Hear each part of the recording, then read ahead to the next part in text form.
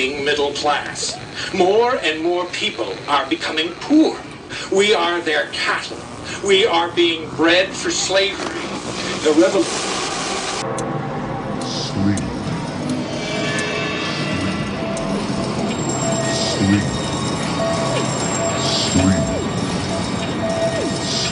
We are in a world in which the vast majority of the population is in an amnesic state.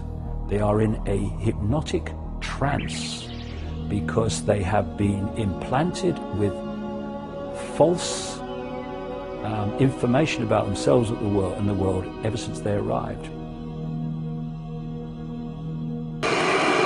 Our impulses are being redirected. We are living in an artificially induced state of consciousness that resembles sleep. The poor and the underclass are growing.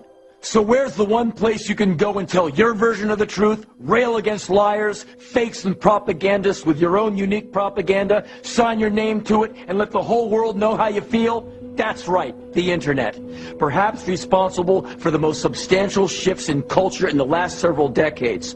There's so much freedom and potential on the World Wide Web that one is barely able to get one's head around it.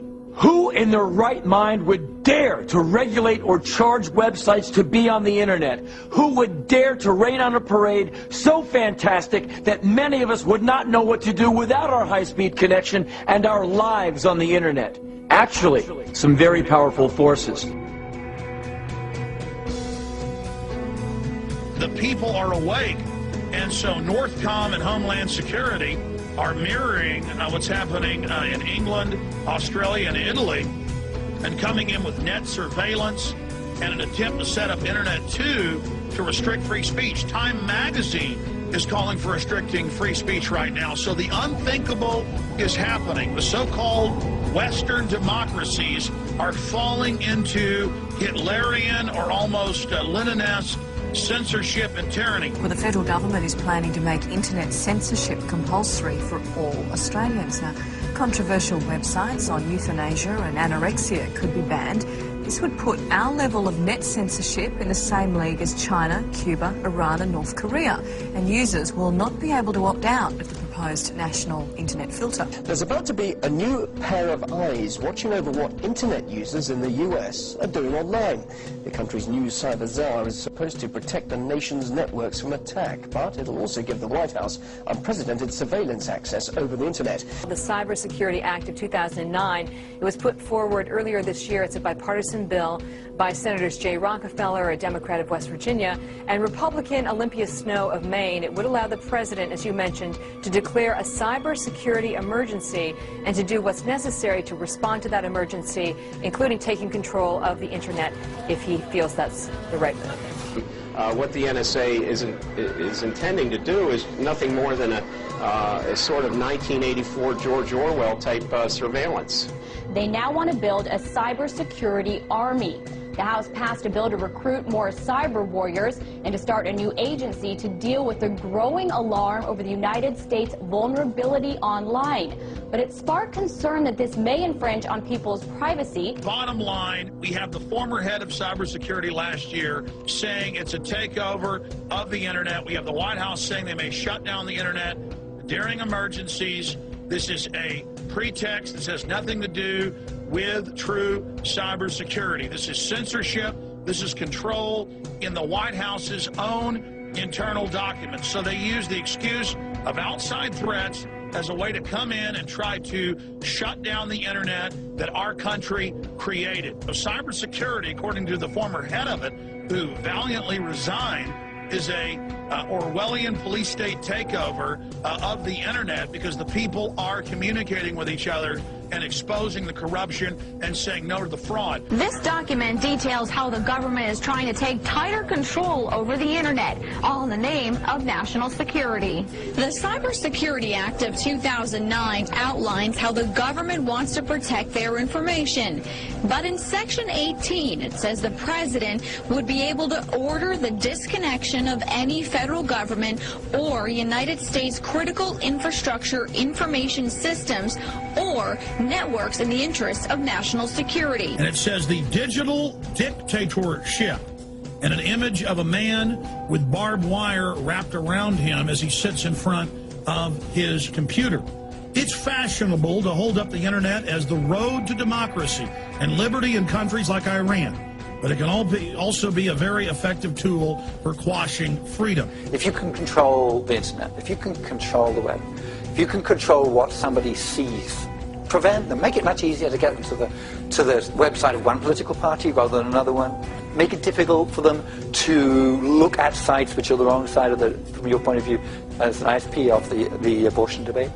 No, then that's a very, very powerful tool. Also, if you can spy on everything I do, if you can spy on the clicks I make as I browse through the web and what comes back, you know a lot more about me than if you had a camera set up permanently in my living room. The internet to me is the political equalizer of the age, because we who use the internet a whole lot, and the young people who like it and others, find out that they can get information that is unbiased, and evidently there's a lot of people in this country, and especially young people, who don't particularly like canned news.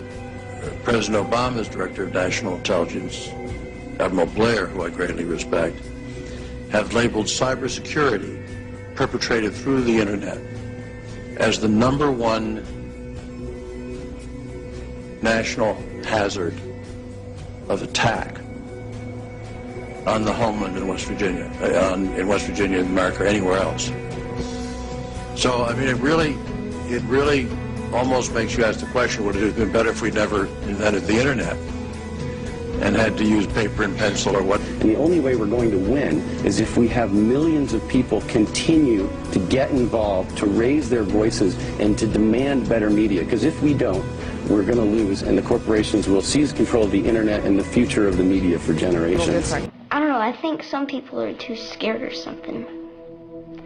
I think things can be different. But I guess it's hard for some people who are so used to things the way they are, even if they're bad, to change.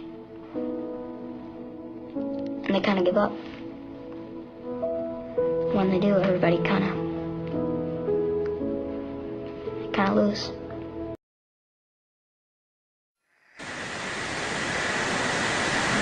Never.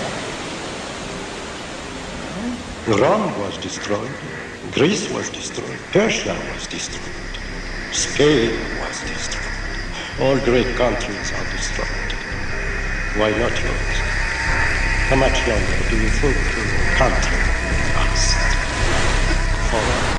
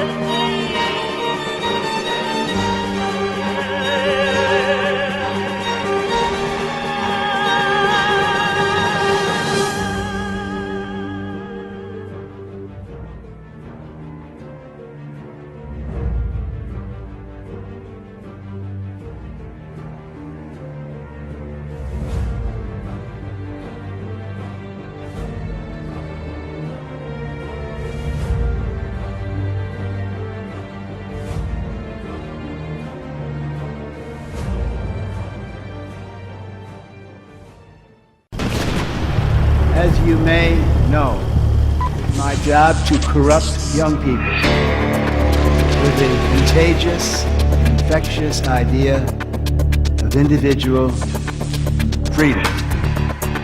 It's my job to encourage you to think for yourself, question authorities. You should know that as an American, you have the right to express your opinion. You have the right to assemble peacefully.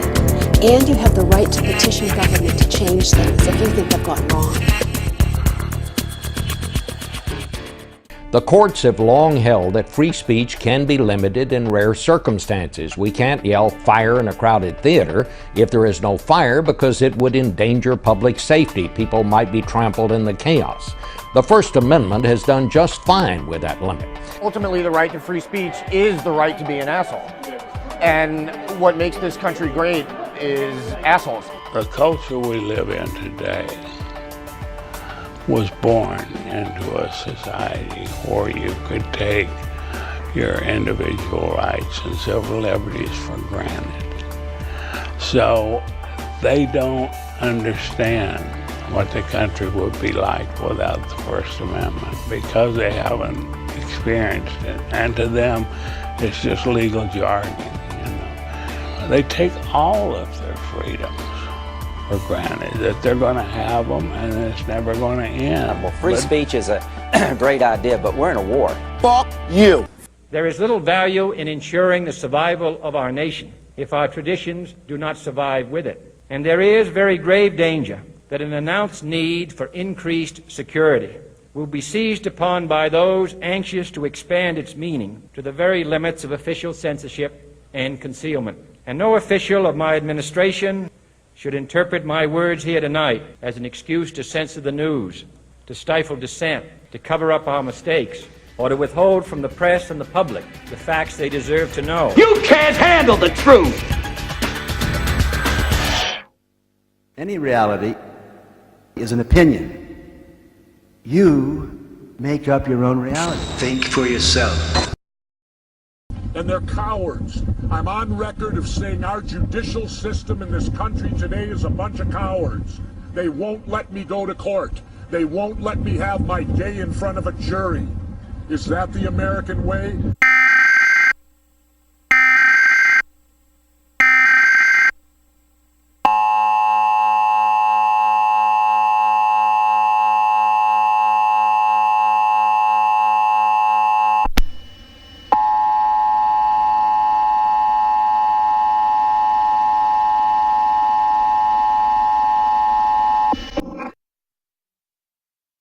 This is the Secretary of the White House. The President of the United States has declared a national emergency and martial law. That means the U.S. Constitution has now been suspended. I repeat, this is the Secretary of the White House. The President of the United States has declared a national emergency and martial law. That means the U.S. Constitution has now been suspended.